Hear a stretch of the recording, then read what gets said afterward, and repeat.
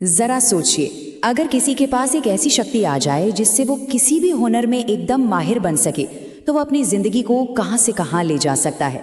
Robert Greene की किताब mastery कुछ ऐसे ही सवालों के जवाब देती है, और वो बताती है कि ये जो सच्ची शक्ति है ना, ये किसी जादू से नहीं आती, बल्कि ये उस सफर से आती है जो हम अपनी अंदरूनी क्षमता को जगाने के लिए तय करते हैं।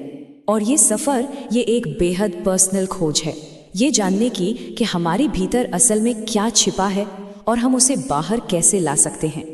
देखिए, इस किताब का जो मूल आइडिया है वो यही है, हर किसी के अंदर एक अनोखी आवाज़ होती है, एक लाइफ टास्क जो उसका असली मकसद होता है। पर होता क्या है, हम अक्सर उस आवाज़ को सुनने के बजाय वो करने लगते हैं जो समाज हमसे चाहता है, और वो आवाज़ कहीं दबकर रह जाती है। तो चलिए शुरू करते हैं इस सफ़र के पहले पड़ाव से। ये पड़ाव है अपने उस लाइफ टास्क को ढूंढने और फिर उस पर टिक जाने का। ये लाइफ टास्क सिर्फ कोई करियर या नौकरी नहीं है, ये वो दिशा है जो हमारे हर एक काम को, हमारी हर मेहनत को एक मतलब देती है। जब हम अपने लाइफ टास्क से जुड़ जाते हैं तो हमारी कोशिशें कभी बेकार नहीं जाती, बल्कि वो हमारी किस्मत को एक नया आकार देती हैं। अच्छा, तो जब एक बार रास्ता मिल गया, फिर क्या? यहाँ से शुरू होता है दूसरा फेज, एक शिष्य बनने का, एक अप्रेंटिस बनने का। ये सीखने और किसी हुनर में गहराई से उतरने का बहुत अहम वक्त है, और इसका सबसे पहला नियम है विनम्रता। क्योंकि कहते हैं ना, जो झुकता है असल में वही सीखता है। एक कामयाब शिष्य बनने के लिए इन 3 जरूरी कदमों से गुजरना पड़ता है। सबसे पहले सिर्फ देखो और समझो, फिर जो देखा है उसकी प्रैक्टिस करो, और आखिर में उस ज्ञान का इस्तेमाल करके कुछ नया करने की कोशिश करो। हर अगला कदम पिछले वाले पर ही टिका होता है। अब इस स्लाइड की जो सबसे दिलचस्प बात है वो है ये संख्या 10,000। माना जाता है कि किसी भी कला में महारत हासिल करने के लिए कम से कम 10,000 घंटों की फोकस्ड प्रैक्टिस का निवेश करना ही पड़ता है। इसका मतलब साफ है, महानता का कोई शॉर्टकट नहीं होता। लेकिन जैसा हर अच्छे सफर में होता है, ये रास्ता भी आसान नहीं है।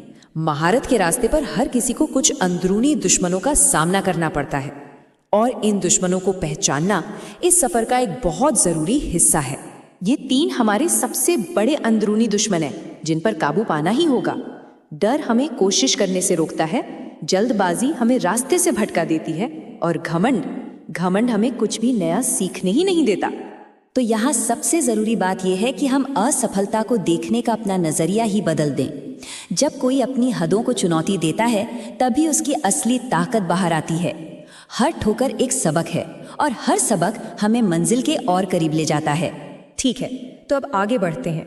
सफ़र का अगला पड़ाव है एक सही मार्गदर्शन खोजना और अपने अंदर की एक गहरी सहज समझ यानी इंट्यूशन को जगाना। देखिए, एक साधारण टीचर और एक सच्चे गुरु में जमीन आसमान का फर्क होता है। एक सच्चा गुरु सिर्फ जवाब नहीं देता, बल्कि हमें खुद सोचने के लिए उकसाता है। वो हमें चुनौती देता है ताकि हम अपनी बनाई हुई सीमाओं से बाहर निकल सके। जब प्रैक्टिस इतनी गहरी हो जाती है कि वो ज्ञान हमारे सिस्टम का हिस्सा बन जाए, तब एक सहज शक्ति जागती है। समझ इतनी पक्की हो जाती है कि वो हमारी दूसरी फितरत बन जाती है। फिर हम सोचकर नहीं, बल्कि महसूस करके काम करते हैं। और फिर इन सब के बाद हम पहुंचते हैं इस सफर के शिखर पर, जिसे फ्लो की अवस्था कहते हैं। एक ऐसी अवस्था जहां हर काम बिना किसी कोशिश के और बड़ी गहराई से होने लगता है। इस अवस्था में होता क्या है? सबसे पहले वक्त जैसे थम सा जाता है। इंसान अपने काम में इतना डूब जाता है कि उसे वक्त गुजरने का एहसास तक नहीं रहता। सारा ध्यान सिमटकर सिर्फ हाथ में मौजूद काम पर आ जाता है।